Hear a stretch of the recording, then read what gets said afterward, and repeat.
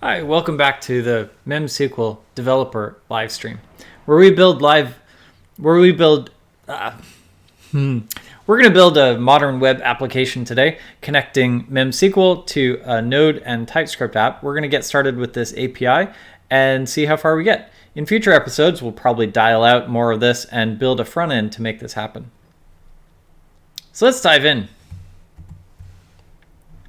I have here an empty folder. Here's that folder. A great friend of mine, David Neal, talked about how to build TypeScript, a Node API with TypeScript. And so let's start there. This is really, really helpful. So we've already got Node there. We've already got Express installed. Let's do an Express init. Express.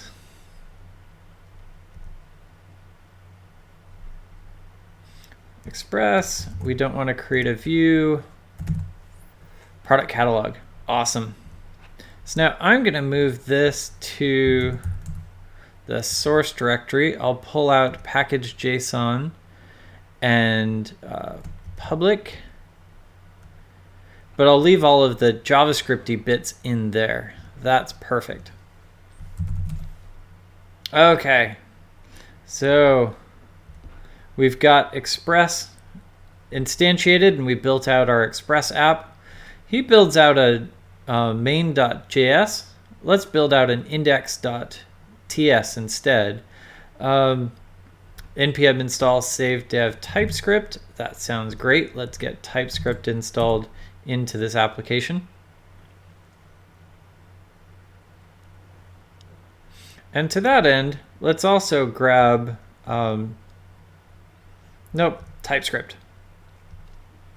So now that we have TypeScript, we need to create a TS config. And here's that TS config that tells TypeScript how to pull things in. And so I've got an example TS config that we can pull into place. Here's that TS config. Now the TS config identifies those compiler options, the TypeScript compiler options. So for example, we'll compile into CommonJS and we'll target ES 2020. That sounds great. TSLint.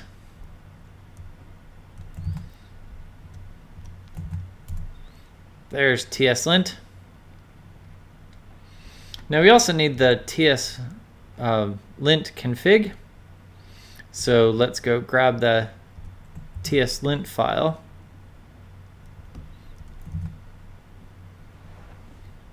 The TSLint file will specify all of the linting settings that we want. So trailing commas, no console, those are the types of rules here in the TS config. That's great.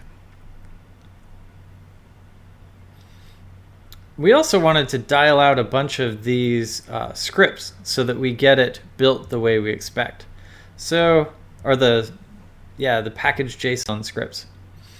Let's go grab all these. We don't have any tests yet, so grab that and set that into place. Now these scripts will allow us to run things. Now start will run the node dist index. That's where TSC will build to. Here's TSC and it's going to run. Pre-start will run npm run build, and pre-build, before we do TSC, will run TSLint, fixing anything it can. That's really cool. Okay, next up, let's go run it. Now we haven't modified all of our things into TypeScript yet, so let's start that process. Now I'm going to take this bin www get out. We'll move that to no. Let's rename this. Rename index.ts.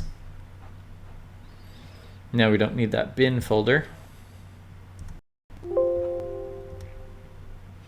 App.js will rename to app.ts. And we'll also rename our two routes, index.js and users.js. Let's also rename this to product.ts. Let's create a product catalog. Okay, so here in this app, now instead of require, we can do const star as express from express. And we can walk through the entire app converting these from old CommonJS to new Express, or new ESLint, not ESLint, new ES6 mechanisms. So let's go grab this whole thing and set it into place. We're not quite at the point where we need all of these things yet, so let's yank these back out and these, and we will export default app. Now we still got some red squiggles because we haven't included Express's TypeScript details yet. Let's go do that. Express pulls in, or the Express types will allow TypeScript to find Express. And I also saw that Morgan wasn't resolving, so let's go grab Morgan. That's great. So now those light up. It's not finding routes product and routes index yet. Let's see if we just need to save it. Is not a module.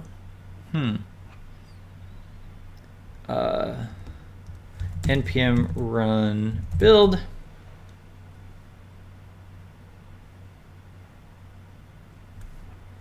Oh, require statement. We haven't tricked out these yet. So here we know that we can pull in express this way.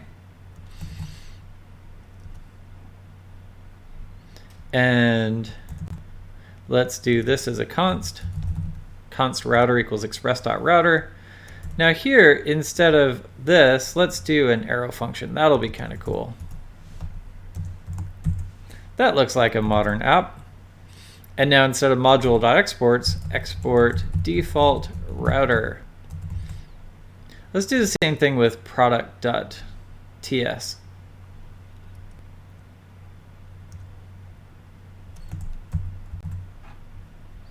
Now in the case of product.ts, instead of render, actually in index.ts, let's just return a static index.html. So this will actually join dir name, go find public index.html and serve that instead. That sounds perfect. And here on product, let's do some things where we're actually pulling in Express Router. Express Router will do really interesting things. Let's set this in place. Now typically when we do async things like this,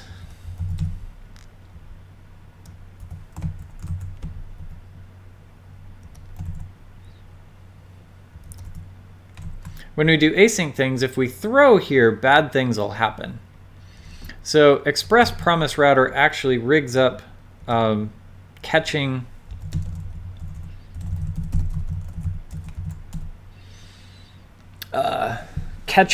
thrown promises. And so that will actually call next and do the things that we need to do. Let's also grab the types for that. npm run build. How are we doing? Require statement, not part of an import in index. Ah, yes. Let's hack up the index file.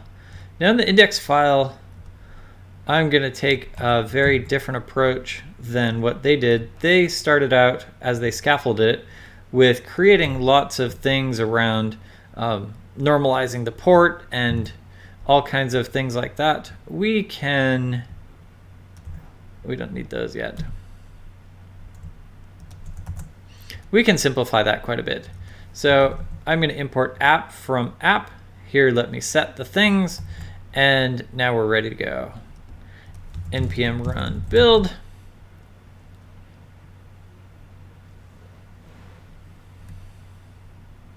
Gorgeous. npm run start. Let's fire up this app and take it for a test drive. So localhost :3000 is what it'll start up. Ooh, cannot find module express. npm install. I bet we forgot to npm install when we first did it. So all of the express and the Morgan, those pieces weren't pulled in yet. npm run start. tslint is compiling. We're listening on port 3000. Listen on port 3000. Hey, we've got express. That is great. Now I'd love to be able to debug this. So here inside Visual Studio Code, we can come in here, run and debug. Now when we run and debug, it's going to want to create some files that will tell us what to do. In this case, it needs to do all of these files. Inside a .vs code, oh, it hasn't created it yet. Let's copy some files into place. Inside a .vs code folder, we'll include two files that will totally help us here. Launch.json. What happens when we launch the debugger? Well, we're going to run dist index.js. That's where the TSC output went. And before we do that, we need to run the build. Here's that build task, and it will kick off automatically. So now when we debug, we can launch our debugger. Let's put a breakpoint inside product.ts. And we can launch our app. Let's fire up Postman and do a get at API/product, and we should hit our breakpoint. Yep, there we go. There's our breakpoint. We can take a look at the request and response details. In this case, I think it's great. Let's continue on. So we've got our app started. That is great. Let's next wire up our database. So we were leveraging David Neal's post. Let's leverage here a post from the MemSQL blog written by me talking about spinning up Docker Desktop in 10 minutes. So we have Docker Desktop, and once we enable Docker, or once we've got Docker Desktop installed, we'll make sure that we flip into Linux containers mode. Then we'll also give Docker a little bit more memory, 4 or 8 gigs. And then here's that docker compose.yaml file. So I'm going to go grab that docker compose YAML file, and we will create a new file here. New file, docker compose.yaml. Here's that docker compose. It's going to go pull in memsql cluster in a box from Docker Hub. It's going to expose 3306, which is the MySQL compatible port, and 8080, which is the port for MemSQL Studio. That's perfect. It's going to grab the license key from an environment variable. Let's go grab that license key. So I head off to the customer portal, and I've logged into the customer portal. I click on licenses, and I'll see my license key. Here in the post, it notes that we should then set that license key on the command line. Where is that? There we go. So I've done that. I've set my license key on my command prompt using either command prompt, PowerShell, or Mac or Linux, and I'm ready to go. Docker compose up will fire up our database. Now I happen to be running on Minikube instead of Docker Desktop, but the execution process is exactly the same. Once we get to WSL2, I look forward to embracing Docker Desktop inside WSL2, and we'll get lots more details. Right now I'm constrained by the memory and hard drive space assigned to this virtual machine, but I think we're okay. So MemSQL Studio Minikube 8080. I'm going to log into localhost. Now what's cool is the password for this is root, or the username is root. There's no password, and I'm going to log into this cluster. Great, we see 2 nodes. One node is an aggregator node, one is a leaf node. We could look at the nodes in particular to kind of see what they do. Both of them are online. That's great. We don't have any databases created yet. That's okay. Let's flip over to the SQL editor and let's go create some SQL. So I'm going to pull in this SQL file.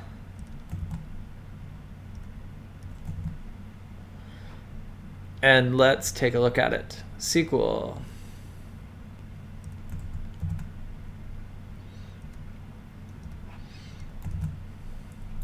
Let's create database. In this case, I'm doing an intentionally really low partitions. In production, we would want more like 20 or 200, maybe not 200. But each one will allocate memory, and while we're still inside WSL1, we don't have a whole lot of hard drive space to be able to play with. Let's create that product catalog. I'll have an ID that auto increments, so I don't have to keep track of it. That auto increment is per leaf node, which is really cool. A product code, that unique description, the unique ID we'll use in all the places. Name, description. Properties is a JSON object, which is really cool, so that we can store an infinite amount of things. For example, a computer may have a whole lot of criteria, where maybe something more generic would only have a few pieces. So that'll allow us to include as many details, as many or as few details as we need in our product catalog. And they'll just have an active flag. So we'll say, hey, if the product is active, then we'll show it. And if it's not active, that can be kind of a soft delete. So let's insert a product into our product catalog. Select star from catalog. That's great. We've got some data in our database, and there's that JSON object that we pulled into place. It's interesting to note that I'm inserting it as if it was a string, but it's actually going into a JSON field. So I can be able to reach into that JSON object and look at content. Next up, let's rig up some content here to be able to pull in from our database. Now we need to start by initializing our application. I'm going to pull in .env. .env allows us to reach into .env folders, or .env files rather. So here is a .env file, and in this case it doesn't have any super secrets in it, but I'll make sure that I don't check this in. This .env file has the host, username, password, database name, and so now I don't need to hard code those in my application. I can just pull them in. That's great. So we're going to pull in .env.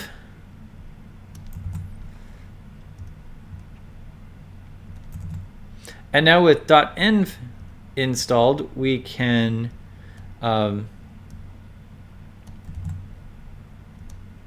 set up all of our application, our database details. Now this create connection comes from MySQL 2, so let's pull in MySQL 2 as well. Now I'm using MySQL 2 instead of MySQL because it has a really elegant promise wrapper.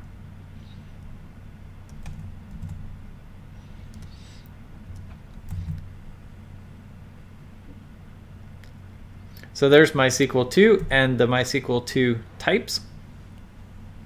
Now because it has this nice promise wrapper, I can await it, which is pretty cool. But now I can't have an await in my top level module unless I flip to a more modern version of the JavaScript runtime. So let's do something like this. Export default function init. Now this init function adds another layer of indirection, which is really cool. Now in our tests, instead of trying to keep track of it and kill it and do all the things, we can call this init function, and the init function will return the app. That's kind of cool.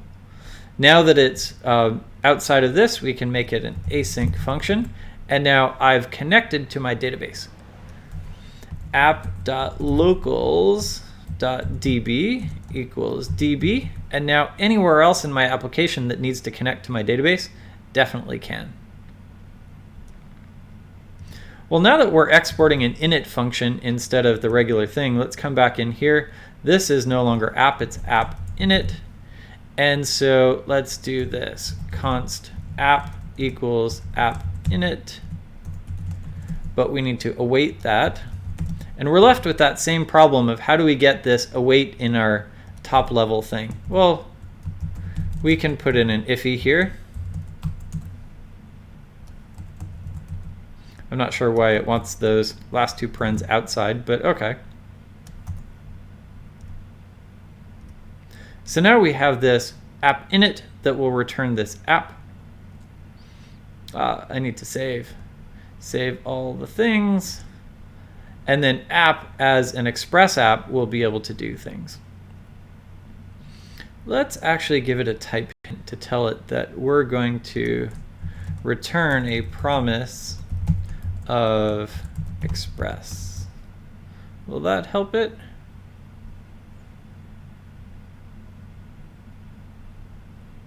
Nope. Did I forget a return type? I did. Return app. Now this app is a promise of express. In time, I do want to do this promise of express, but I'm going to be lazy and not figure out which module exports that. So, okay. npm run build.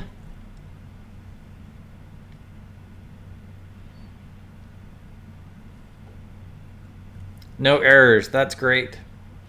Now that we have our database here inside app.locals.db in our product.cs, let's do this.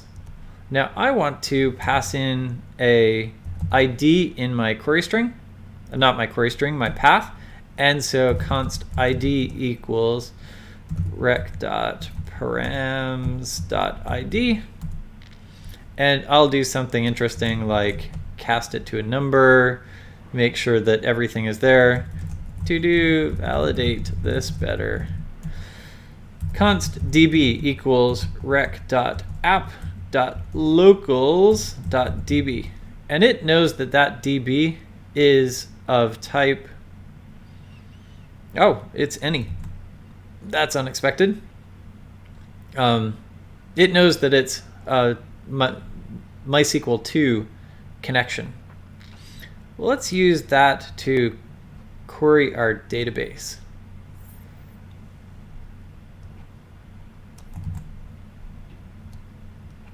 Now we do have the async method, which is really great. Let's go ask our database for select product code, name, description, properties, active from catalog, where ID equals this parameter. Now, because we're parameterizing our query, we're not susceptible to SQL injection. Let's pass in this ID that we got, and we're ready to go. Now, if we didn't get any records back, that's probably because you passed an ID that didn't exist. Let's just die. Well, return a 404. If so, if we did get rows back, let's return those rows off to the client. That's cool. Let's fire this up.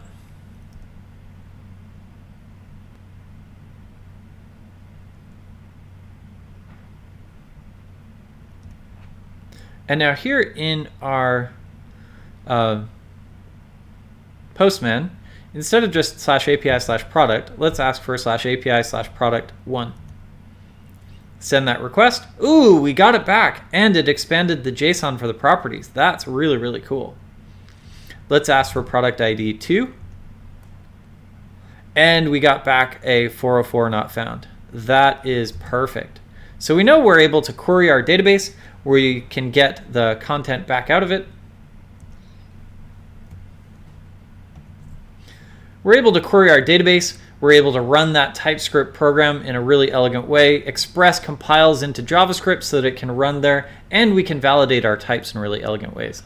In future episodes, let's dial in the rest of that REST API so that we can do create, update, delete, and then dial out a UI to make this happen. Thanks for joining our MemSQL developer live stream today. See you next week.